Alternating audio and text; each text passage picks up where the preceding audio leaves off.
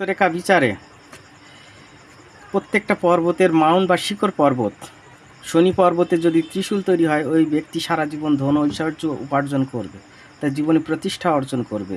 রবি পর্বতে যদি fish sign থাকে, তাহলে ওই ব্যক্তি সরকারি চাকরি করবে, নাম যশ খ্যাতি এবং রাজনীতিতে সাফল্য অর্জন করবে। বুধ ক্ষেত্রে যদি স্বস্তিক চিহ্ন অবস্থান করে, তা ওই ব্যক্তি ব্যবসায় বিরাট সাফল্য অর্জন করবে। বৃহস্পতি পর্বতে যদি পতাকা চিহ্ন তৈরি হয়, তাহলে ওই ব্যক্তি সারা জীবন সুনামের সঙ্গে জীবনযাপন করবে, ধন ঐশ্বর্য রাজত্ব ভোগ করবে।